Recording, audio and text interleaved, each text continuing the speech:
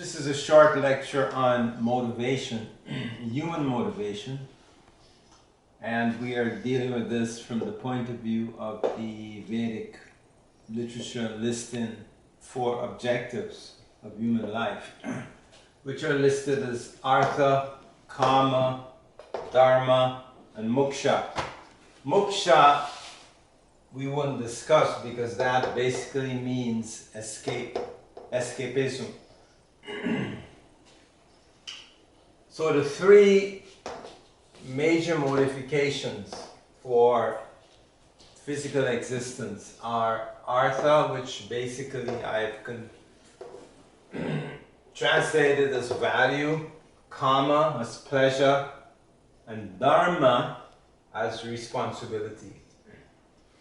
So Artha, now we usually term this as basically money, but really it means value for anything. Anything that has a value on it can become an objective of motivation. You want to acquire an item because it has a value either to yourself or to someone else. The second aspect I want to discuss is Kama, which basically is pleasure, but Kama is specifically sexual pleasure. However, the term also means pleasure as a whole. If we study the human psyche and the human approach, we find that basically everything is centered around sexual pleasure. Dharma means responsibility, but that is defined differently according to your society, according to your place in society, your status.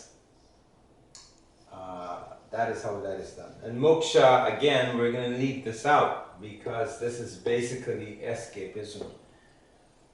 Moksha is for people who want to avoid the involvement of these 3 things: the value of things that we have in materialistic existence, the pleasure we derive from these bodies and in these bodies, and the responsibility that we are tagged with as a result of pursuing these 2 things.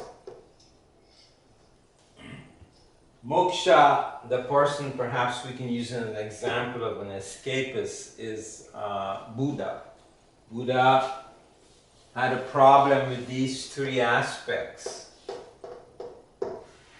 because he considered that these 3 things in various forms and shapes lead to trauma. So he took a course to escape from that. And before Buddha, of course, the history of yoga is full of people who are escapists. So let us take this out because this is not really part of the thing. It's tagged on there, but it's not. So when I'm motivated for a value in something, it gives me an impetus, enthusiasm to act, to acquire the value. If I have an item of value and I need another item of value, I am motivated to exchange what I have for that. And that could include my body. I can sell my body as an indentured servant, or in modern times as a laborer, factory worker. My body has a value to do a particular service for somebody, and I trade that, my body, to get money so that I can pay my rent, I can buy my food, I can buy gifts for my friends, I can sponsor my family, and so on. Pleasure is another reason for motivation. When I need a pleasure, how do I acquire the pleasure? The most basic pleasure we have as human beings is eating. As soon as a child is born, the child begins to cry and is usually satisfied by nursing from the mother. That gives the child satisfaction, pleasure. And of course, pleasure in that case provides a nourishment. But there's other types of pleasure which are ultimately the ultimate pleasure, physical pleasure that we get in the normal course of life is sexual pleasure. The other thing is responsibility. We have a problem with this because this tags us. in spite of so much discussion in India about liberation, discussion about oneness, discussion about unity, the discussion is also there in the political and social fields where people want to unify a nation, unify a group of people, unify a race of people, and so on. Ultimately, this feeds back into this thing, responsibility. This is problematic. This is a problem, responsibility. For the simple reason that I don't necessarily define what responsibility is for my convenience. The society might define for me what that is. I may want to, for instance, take some fruits off of a tree, and then I find that I'm arrested and held responsible for that action. I may have a girlfriend and want to live with the girlfriend, and I encourage her to go with me, and then I'm arrested for kidnapping. So society books me for responsibility. So responsibility is actually a big problem. Therefore, we will take it off of the list. To be practical, let us remove it. So we're left with only two things: value and pleasure. These are the two things that drive society right now. Value is spearheaded politically as capitalism, making money. And pleasure is spearheaded by sexual attraction. So these are basically the two things which are motivating us in human society. How should we resolve these two things? How should we resolve it? So in the Bhagavad Gita, we're introduced to karma yoga.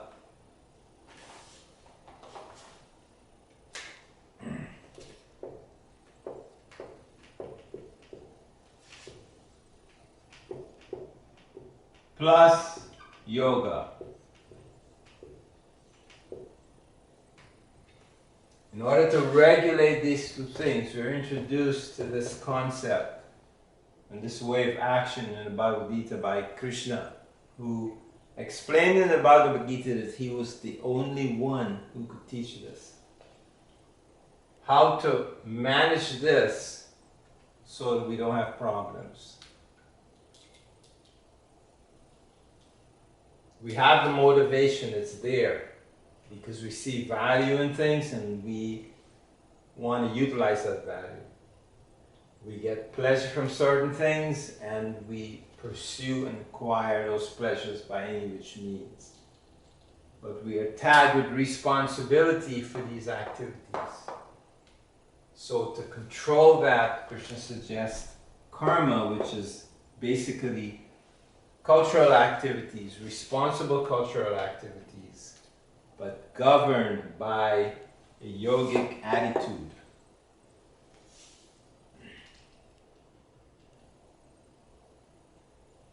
This is basically Bhagavad Gita in a nutshell right here. Governing the value of things. Arjuna had a problem with both features of this in chapter 1 of Bhagavad Gita.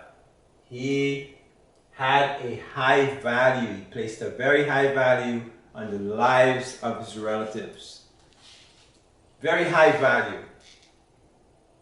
And it was not pleasurable to him to confront them on a battlefield. So, because of these two conflicts, his motivation was disturbed. So Krishna said, well, you have to do these things, but do it in the method of karma yoga. Act, but manage your action with a yogic viewpoint, a yogic attitude, a yogic perspective. And so the Gita is a discussion about these things. It is not an escapist discussion in terms of moksha, which I took off of the chalkboard. And it does not allow you to define Dharma in your own way. This is the problem with the Bhagavad Gita. Each society, each group, even each household, there's a definition of responsibility.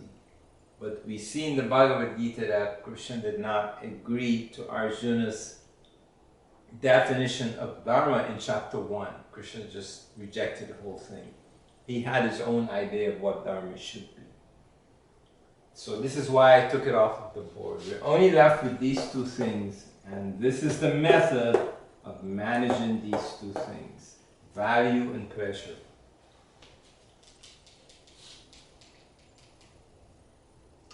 Please study Bhagavad Gita. So in terms of karma yoga, when we think of yoga as a process of like detachment, and we consider it being like the 8 limbs of Patanjali, then how do we line up karma yoga and like the detachment process? How do they?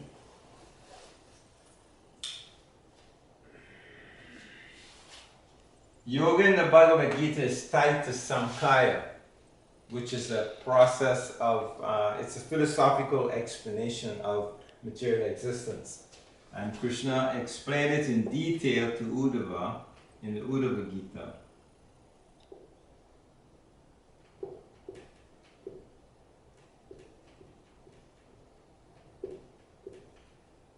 Samkhya. It's given in brief in Bhagavad Gita, but specifically it is described in detail. So there's different Samkhyas in India. There's actually 3 different Samkhya philosophies. So when Samkhya is used in the Bhagavad Gita, we have to stick with Krishna's definition of it, and we have to go to the Uddhava Gita to understand what it is. But the Samkhya explains the theory of yoga. Now for the practice of yoga, you have to study the Samkhya and then begin to apply it to yourself by doing meditation. Basically, yoga culminates in meditation on the nature of the psyche.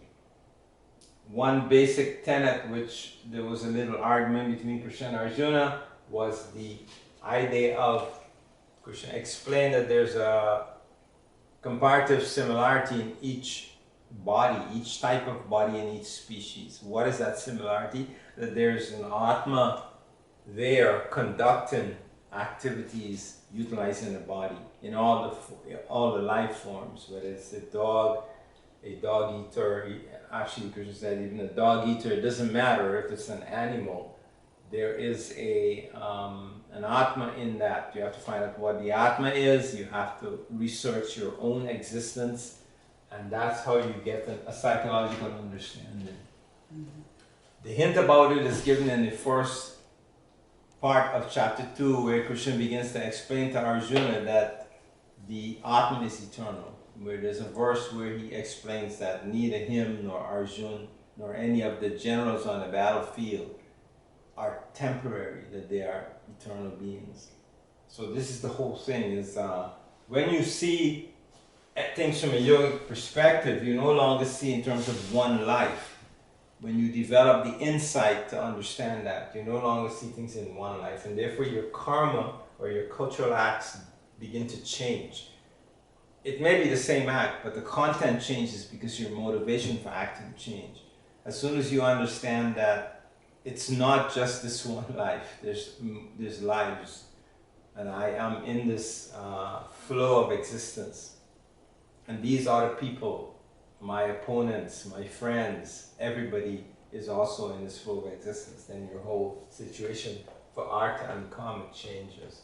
The desperation for value and pleasure becomes changed.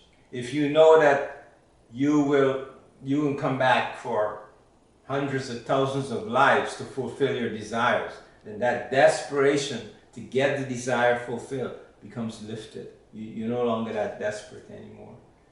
If you are at a train station and it's the last train for the day and you need to get out of that city, yes, then there's this desperation to get to the train station by, let us say, 10 p.m. That's the train, that's the last train. But if there's going to be a train coming every 5 minutes, there's no need for you to be desperate for it. So Samkhya removes this anxiety, because it gives you a schedule where you can see that there's a train leaving the station every 10 minutes, on the hour, every hour. So there's no need anymore to be in this anxiety and to be making these reckless activities, just to fulfill desire for value and pleasure. Because basically life is reduced to these two things, value and pleasure. This is it. Everybody's working for value and pleasure. There's nothing else.